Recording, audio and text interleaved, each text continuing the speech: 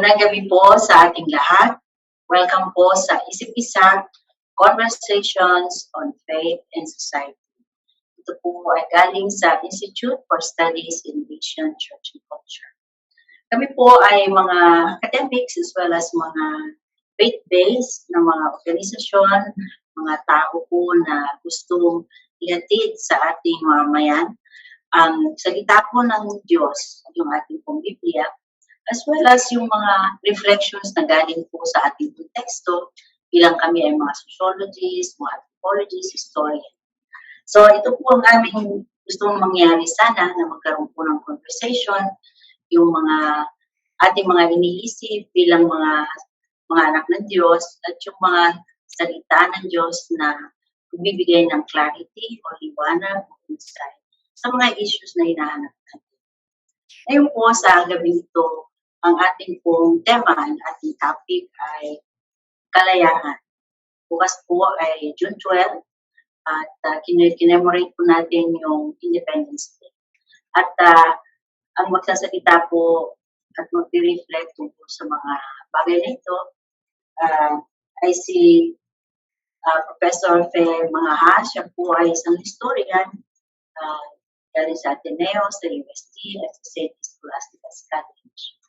At ang susunod po sa kanya ay si J.L. Cornelio. Siya po ay isang sociologist, siya rin ang director ng Development Studies sa Ateneo. At si Rico Villanueva, siya po ang aming theologian, ano pong expertise sa biblical studies. Magbibigay din po ng liwanag mula sa salita ng Diyos. At ngayon po naman, gusto rin namin na ang ating pong mga boses bilang mamamayan ay marinig. Kaya meron po kaming portion din kung sa aming discussion na pwede kayong magbigay ng questions dun sa chat at marinig namin din yung inyong mga reaction at mga boses. Ang ating pong unang-unang magbabahagi, no? Ang unang discussion po natin ay si Professor Fe Mangaha, tapos si Jail, tapos si Rico. Ang atin pong mga anchor, tsaka mga technical, si Naripri, siya po, at tsaka si Fabi Fajardo, sila po ang behind the scenes na magpo-control ng ating mga technicals. So, bibigay ko po ang unang-unang pahayag, no, ng kanyang mga reflections mula sa isang historian, si Professor Fe Mangaha. Magandang gabi sa ating lahat. Bukas po, June 12, ay araw ng ating kalayaan. Yan ay nagsimula noong June 12, 1898, nung si Aguinaldo, na siya na ang Pangulo ng panahong iyon, ay nagdeklara ng kalayaan para sa Pilipinas. Ang panahong iyon ay tayo nasa ilalim ng kolonyalismo Espanyol. Nasakop tayo ng Espanya at sinisikat natin maging malaya, nawalan tayo ng kalayaan.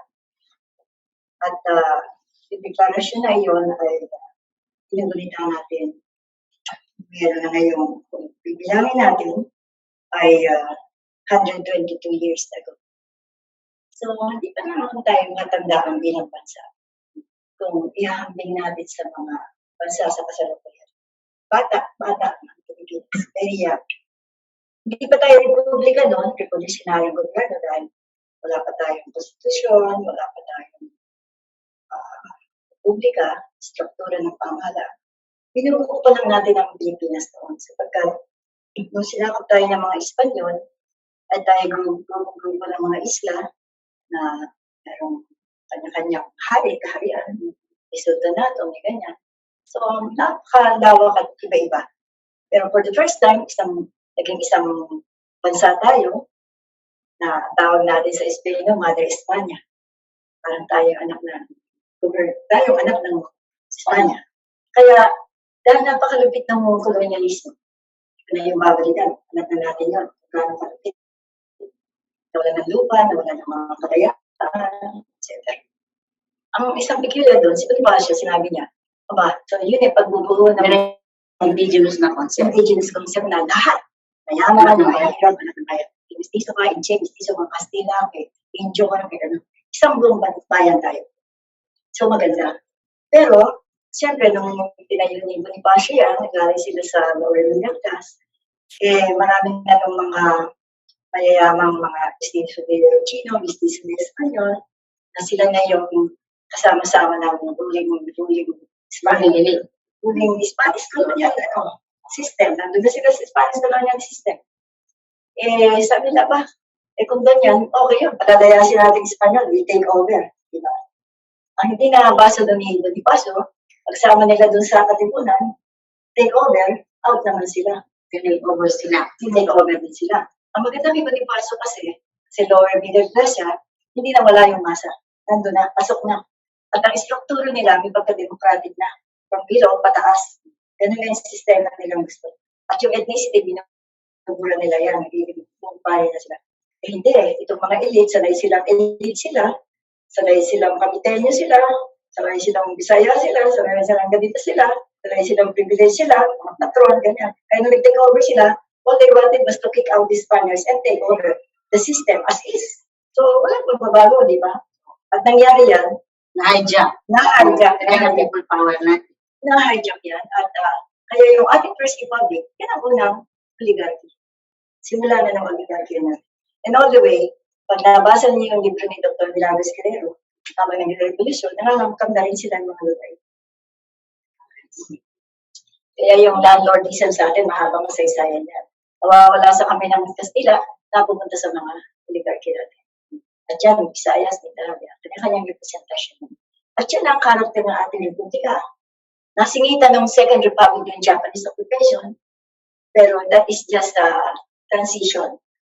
Para lang hindi tayo masyadong magulpi ng Japanese occupation, pumayag sila Laurel na parang panangga. Pero ang totoo nun, may Commonwealth tayo na under the American, kasi may hindi naman talagang atin yun, pero binigyan tayo ng semblance na parang tayo na, pero hindi naman. So yung Commonwealth na yun, naging Republic, Third Republic. The Third Republic, down the line, Fourth Republic, si Marcos, Fifth Republic, simula na kay Cory, nasa Fifth Republic tayo. So, pag hindi natin pag hindi natin alam ng kasaysayan na yan, na all the while, may kalayaan tayo, formal. Nawala yung Banyaga, nawala Espanyol, nawala ang Hapon, pero yung mga Amerikano, dahil sa edukasyon, dahil sa liberties na binigay, para sa mga dating colonizers, enjoy tayo. At nandiyan yung elite, lalo sila, at sila yung privilege group. Hindi natin napapansin. So, nagsaselebrate tayo, meron tayo pangalang mga bayan, blah, blah, blah. Pero in truth and in fact, climate state tayo ng mga Banyaga. Pag tinignan mo economy natin, nandun lang tayo sa mga iba-iba Banyaga. Kaya ang poverty is so massive. It's down, it's a long history, 122 years, 124 years. Cemented na class structure. Ang magpabigat pa dyan, mental colony. Hindi na mawala sa ng conscious. Hindi lang nasakop ang ating dito ka, nasakop ang ating utang. Utang at dito ka, pasamahin mo naman yan. Di ba ang bigat? Mabuti kung tayo middle class, mas okay pa tayo eh. Kayong masa. Kayong mga politiko natin. Kaya ang daming kakabakayan natin. So, yun siguro yung aking naisishare na kasaysayan. Thank you, Professor Fe. We would like to welcome yung ating mga viewers sa YouTube at sa Facebook. Medyo nantala po ng kaunti. We would like to say hello to Carmelita Conde from Valenzuela, kay Kevin Centeno from Calapan, Mindoro, at iba pang mga kaibigan na nandiyan. At ngayon naman po, makikinig po tayo sandali kay Jail, dahil siya po yung ating sociologist, titingnan din po niya ito from our own social context, no? Narinig natin yung historical overview. Ngayon po si Jail. Right. Maraming salamat, Doc Melba. Hello po sa lahat ng mga ating nanonood, mga nakikinig right now. Isang karangalan na makasama sa conversation na ito. Isa akong sociologist at ang mga sociologist po ay karaniwan para kami mga kontrabida. Laging maraming tanong kaysa sagot. Kaya in fact doon ako magsisimula, Kuya Rico. Normally, di ba, pag sinabi natin freedom, ano bang ibig sabihin ng freedom? What exactly do we mean when we say freedom or liberty or kalayaan? Iba't ibang mga salita. And I think it's very important na na magandang makita kung paano umusad at paano umusbong yung konsepto ng kalayaan as we understand it today. And in fact, truth be told, pag inanalyze natin yung konsepto ng freedom as we understand it today, nakakonect ito dun sa individual freedom, no, kalayaan ng isa. If you're familiar with the Universal Declaration of Human Rights, hindi ba kalayaan yon to for the human dignity of the person. It's not really about the community but about the individual. In fact, kapag pinag-aralan natin pala yung kasaysayan at yung kung paano nabuo, sociologically formed ang konsepto ng kalayaan, we will see that it underwent a very, very long time. We don't have time to cover everything, pero it's just important to highlight paano tayo umabot dito na yung pagtingin natin sa individual sa freedom is in terms of individual liberties and human dignity. Isa siguro pwede nating balikan ay si Martin Luther sa History of Thought. Si Martin Luther was the one who in the 16th century ay hinarap niya ang Santo Papa and sabi niya at pinaparikan sa kanya yung kanyang 95 Theses. And ang sinabi lang ni Martin Luther is that here I stand. I cannot do anything else. To do so would be disastrous and would not be right for my conscience. And he was invoking in a very fundamental sense yung conscience niya, now which was not really there in the consciousness of many theologians and people, especially the church at that time. So very crucial yon. Tapos later on, yung French Revolution naman, hindi ba? Egalite, liberté, fraternité.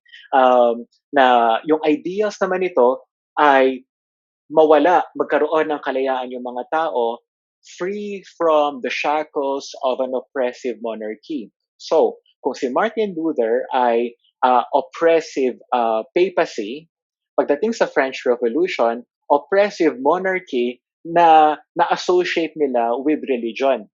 So in many ways, yung konsepto ng freedom sa French Revolution, hindi lang siya liberty of the individual, but liberty from religion. At dyan, marami na tayong pwedeng pag-i-reflect dyan, yung pagiging anti-religious ng maraming mga tao sa Europe. Exactly, secularism as we understand it today. And then, dito sa Pilipinas, ang karanasan natin, gaya na sinabi ni Doc Fe, has to do with our colonial history. So freedom is associated with post-coloniality. Tapos, and in recent decades, it has to do now with freedom from authoritarian regimes. So umabot tayo sa ganon na dahil sa series of oppressions, historically global at saka dito local, makita natin yung kahalagahan ng freedom as an individual thing. Unfortunately, sa sociology, may tension yun eh. How much freedom should we have? Should the government allow us to have? At pwede ba nating isacrifice yung ibang mga freedom na yon in the name of national interests? National security, right? So West, hindi yan masyadong problema yung conversation na yan until recently, refugees and Islamophobia. But let's put them aside. So konteksto natin dito sa Asia, Southeast Asia and East Asia, naging debate yan. Bakit yung Taiwan, yung South Korea, Malaysia and Singapore, yung mga tinatawag na East Asian miracles, hindi sila ganon ka-democratic, quote-unquote, hindi sila ganon kalaya, quote-unquote. For example, wala sila, Singapore, for example, press freedom, walang ganon kasi lahat ng newspapers and media outfits ay pag-aari ng Estado, pero mayaman sila. Pero pagdating sa Pilipinas, lubos na lubos yung kalayaan natin, press freedom and anything you want to say and do, you can say and do. pero hindi tayo gano'n kayaman. So nagkaroon, isang malaking debate yan that remains up to this day na pinag-uusapan namin sa klase ko halimbawa sa Sociology of Development. Is freedom necessary for development? And this is where we are right now, ladies and gentlemen, and brothers and sisters. I think marami mga Filipinos ang willing to sacrifice their freedoms. This is why we allowed an authoritarian regime. This is why, sa panahon ngayon, we are also allowing a strong man to lead us. Hindi nakaila sa atin sa panahon ni Marcos, ang naging kanilang slogan, alam niyo yan, generation niyo yan, Doc Fe and Doc Melba, na sa ikauunlad ng bayan, disiplina ang kailangan. And after all the democratic struggle, parang bumalik tayo sa ganoong moment na willing ang mga tao na disiplina kailangan ng mga Pilipino kasi hindi disiplinado. Do we hear it today? Yes, we do. Sa paglaganap ng COVID na ito, for example, you have no less than the spokesperson ng pamahalaan who blame Filipinos for being undisciplined. So in other words, parang yung freedom natin, yun pala yung nakakasagabal para umunlad tayo bilang bayan. To me, that is an important sociological consideration. Kasi kung ang mga Pilipino pala mismo, Ma'am Fe, Ma'am Melba, Kuya Rico, at sa lahat ng mga kababayan natin, kung freedom pala ang pinaniniwalaan natin sa gabal sa ating kaunlaran, then we will be so much willing to let it go in the name of national progress, in the name of economic progress, in the name of food on the table. I leave it there and pagdebatihan natin yan, pag-usapan natin yan, lalo na in light of faith later on. I'll end there. Salamat po. Magandang tanong yan, mula kay Jail na pag-isipan natin. Freedom nga ba ang cause ng ating poverty? Ungovernable daw yung mga Pilipino. Yun nga ba talaga ang cause ng poverty? Or is it something else? Yung sinasabi ni kanina, yung elite class, hawak lahat yung kapangyarihan. Right. Political and economic at lahat. So, magandang pag-isipan niya natin maya-maya, pati yung mga audience natin kung meron kayong ay babahagi sa tanong na ito. Ngayon, pakinggan naman natin si Rick. Okay, magandang hapon o magandang gabi pala sa inyong lahat. Salamat sa paliwanag mula sa historian at saka sa ating sociologist. Ako naman po ay isang biblical scholar, kasama rin po as a theologian. At titingnan naman natin yung pananaw ng Biblia sa kalayaan. Alam nyo, sa Bible po, napakahalaga ng kalayaan, konsepto ng kalayaan. Kasi sobra po yung experience nila sa slavery. Sinakop po yung mga Israelites mula sa lumang tipan, sa panahon ng sa Egypt, halimbawa. Grabe yung hirap nila. Tapos later, sinakop sila ng mga Assyrians. At kilala po yung mga Assyrians na malulupit. Yan, sobra yan. And then after that, dumating naman yung mga Babylonians. Sinira po yung temple nila. At marami po mga Israelites po ang na-exile. Ang hirap po na ma-exile because ibang lupain ka na tapos wala ka pang kalayaan. No? In fact, isa sa mga description sa mga exile they are prisoners. At damang-dama mo to sa Bible yung lament nila. Halimbawa sa Psalm 79:11, babasahin ko, sabi niya rito, "Let the groans of the prisoners come before you, O God." Sabi nila sa Panginoon, dinggin mo ang daing ng mga bilanggo. Yan. Ang pinakamimithi po ng mga tao noon, mga Israelita, ay yung kalayaan. Kaya yun ang ideal nilang situation. Kaya sa aklat ng mga awit, halimbawa, sa awit 124 verse 7, ganito po ang sabi ng salmista. Sabi niya, ang katulad nati, ibong sa bitag ay nakatakas. Para raw sila mga ibon, na nakatakas sa bitag. And very interesting yung verse na yun, Psalm 124:7, because meron din tayo bilang mga Pilipino na awit ng lament. Di ba yung ibon mang may layang lumipad. Diba? Yan. Pulungin mo at umiiyak, bayan pa kayang saktal dilag. ang dimag nasang makaalpas. At yung image na yun ng ibon, parang dinescribe nila yung sarili nila mga Israelites, that they're like that. Kaya bilang mga Pilipinong Kristiyano, mas maintindihan mo talaga ang Bible pag binalikan mo yung kasaysayan mo din bilang dati na alipin at hanggang ngayon ay nagpapatuloy yung pagkaalipin. Sa Old Testament, makikita natin yung pagkaalipin nila, kaya nandun yung longing nila for freedom. Pagdating naman sa New Testament, pagdating ni Jesus, ang buong bayan naman ng Israel ay nasa ilalim naman ng Roman Empire. So ano yan? Continuous po yan. Daan-daan taon po yan na sila pa rin naalipin. No? Jesus actually entered a world full of unrest. Ang dami po mga revolutionaries noon kasi maraming discontent. At yung binanggit kanina ni Professor Fe, Ate Fe, ang nakakalungkot naman pagdating ni Jesus, no? Hindi lang po Roman Empire, kundi sariling mga kapwa nila Israelita na ang sumasakop sa kanila. Yung mga elite.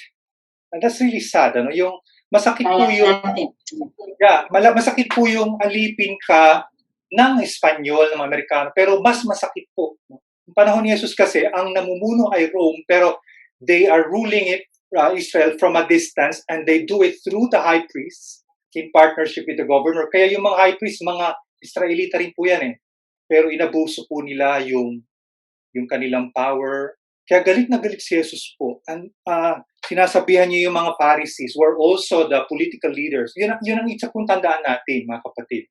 Noong panahon po ni Jesus, wala pa pong pagkakahati ng religion at saka yung politics. Isa po yun. Kaya nung yung si Jesus, kinikriticize niya yung mga religious leaders, he's actually criticizing the government of his time. At isa sa mga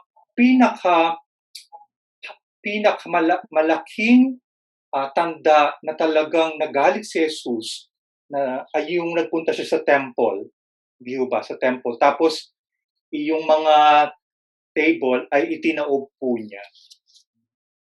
No, kasi ang nangyari dun sa temple ay nagkaroon ng mga corruption. Gusto ko nga yung paliwanag ng aking kaibigan na si Professor Noli Mendoza. Ang mga Israelita kasi, hindi lang sila yung sumasamba kundi mga galing sa iba-ibang lupain. No? Iba ang kanilang currency. Kaya pagdating sa Jerusalem, alam nga na magdala pa sila ng hayop na iaalay. Magpapapalit sila ng pera doon. At sa palitan pa lang, no, may awayan na po yan sa currency. Tapos po yung mga mahihirap, ang kaya lang pong bilhin yan ay yung mga ibon ulit. No?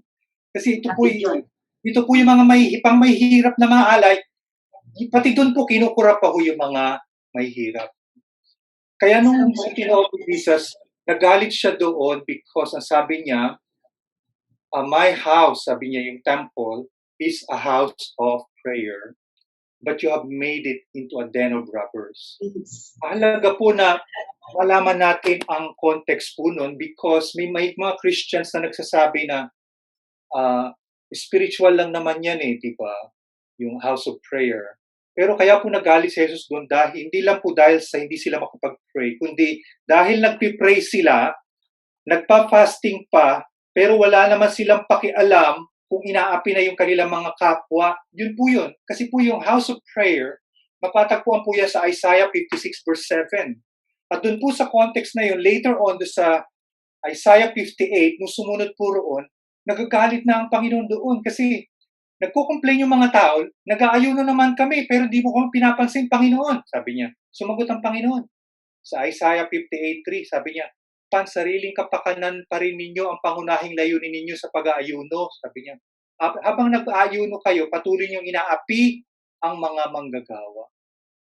Yan, sabi sa akin ng isang FB friend ko po, di ko nababanggitin po yung pangalan. Sabi niya, as long na ang government hindi naman pinagbabawal ang church worship, huwag tayo magko-complain, sabi niya.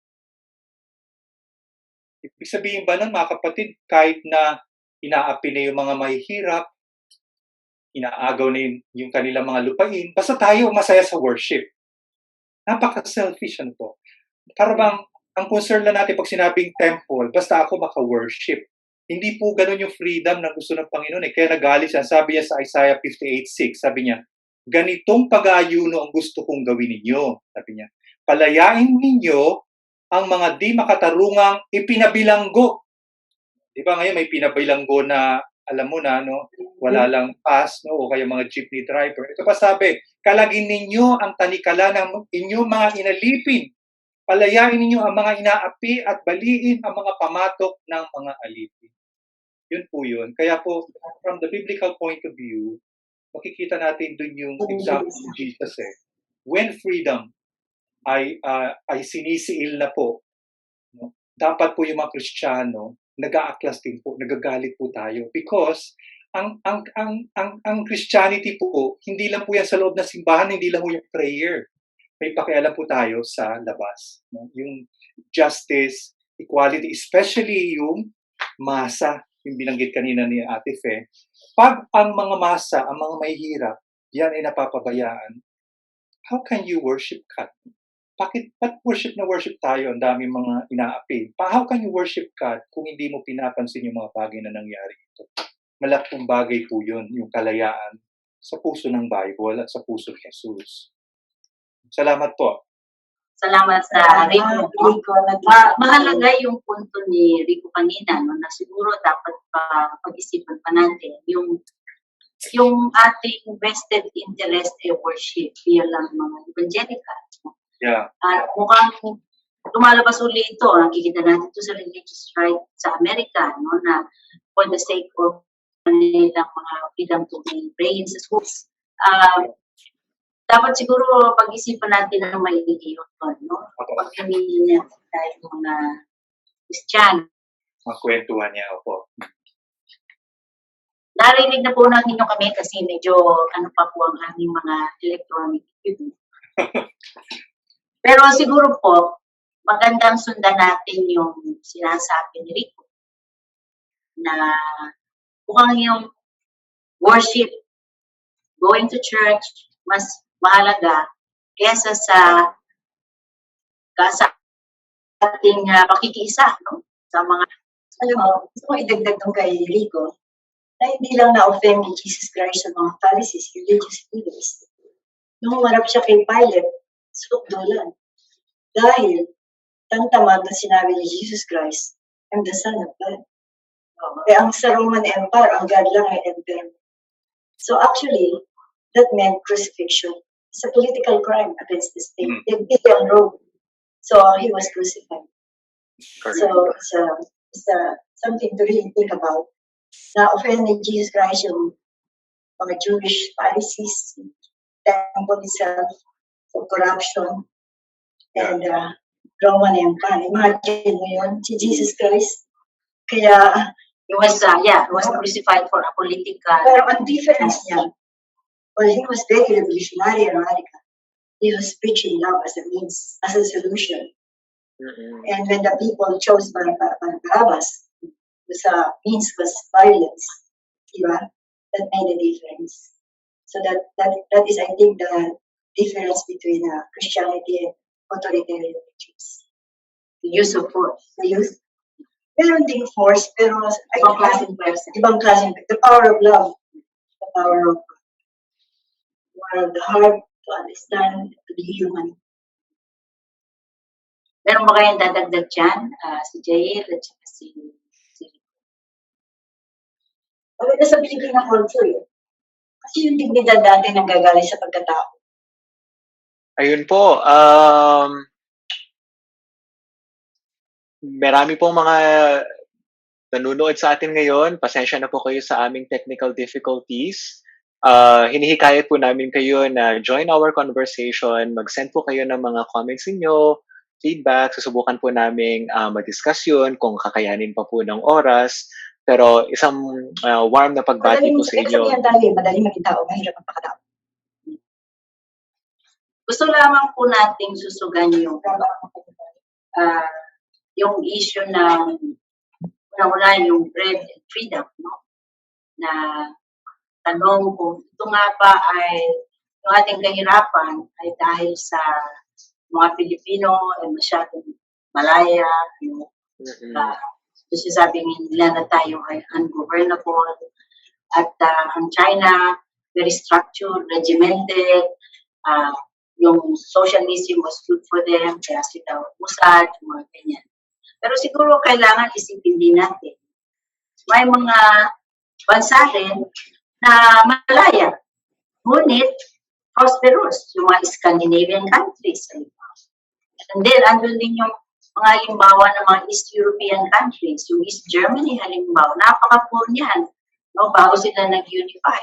At maraming mga studies ngayon, si Robert Barro, if I remember, inaral niya yung mga 50 or so countries na umangat sa ano, dahil sa sila ay merong increasing freedom, no?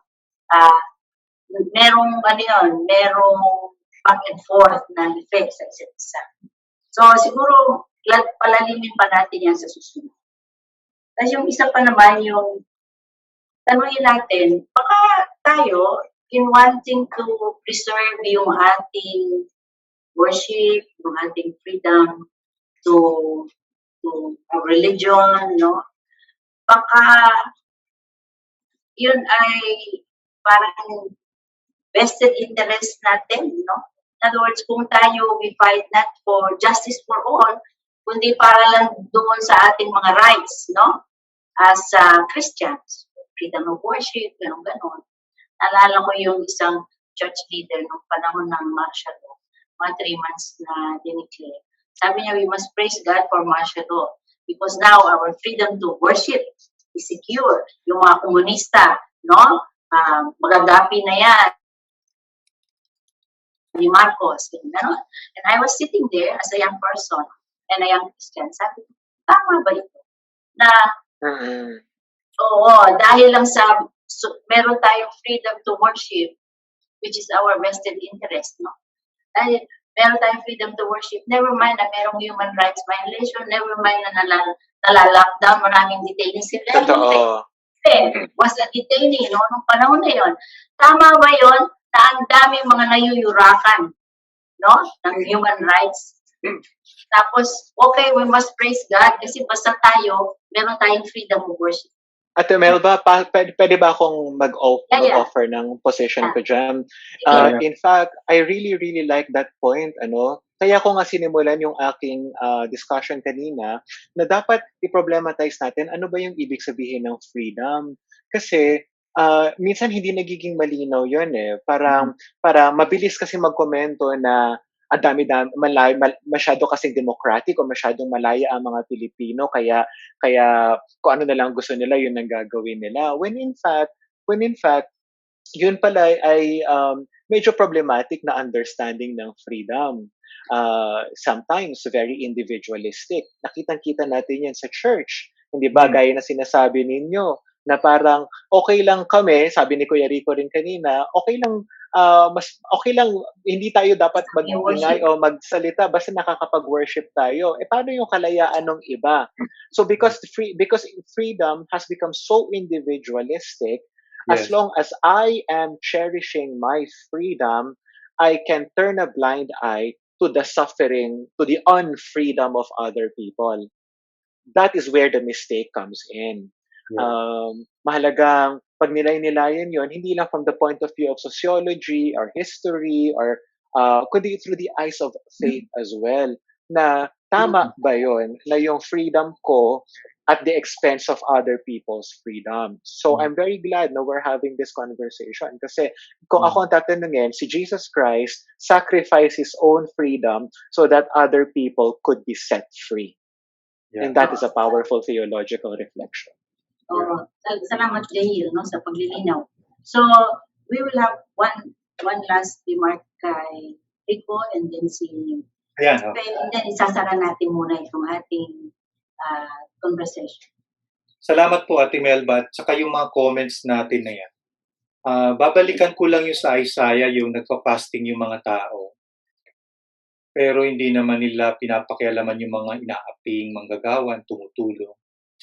Doon po sa sumunod na chapter sa Isaiah 59, ang sabi ng Panginoon, dasal na kayo ng dasal, hindi ko nakikinig yung napapakinggan kasi yung kasalanan ninyo. At kung titingnan niyo po yung chapter 59, ang kasalanan na tinutukoy ng Panginoon doon yung violence, no, sa katulad sa verse 3, natigmak sa dugo ang inyong kamay. Ang inyong mga daliri, sabi niya rito, sanhi ng katiwalian. Your hands are stained with blood. Well, sasabihin ng mga churches, mga members, wala naman ang kinuwang violence. Well, there's blood in our hands pagka hinahayaan natin magpatuloy ang patayan. Yung wala tayong ginagawa. Nakalagay yan sa Bible, di ba? Sa James 4:17, no? Na yung nakakaalam ng mabuti na dapat niyang gawin, no? At hindi niya ginagawa, ay nagkakasala. Tapos yung the mere fact na ang laki ng justice issue sa sentro ng sa worship, tapos hindi mo siya pinapansin, laking kasalanan yun. Kaya sa Pilipinas po, mga kapatid, isang dahilan kaya hindi po tayo binapakinggan ng Diyos yung mga dasal natin sa churches and referring. Kasi fasting na tayo ng fasting, pray na tayo ng pray, pero po wala tayong pakialam sa mga mahihirap na pinapatay. Mga drug addict na yan. Ano ang pakialam ng church? Wala. Ano sinasabi ng church? Anong comment? Wala, no comment. Kaya galit po ang Panginoon. Yan po, hanggat hindi po tayo nagsisisi sa ang church, sa ating napakalaking kasalanan na ito, hindi po papakinggan ng Panginoon ang ating panalangin. Yan po ay nakabase sa Isaiah 59.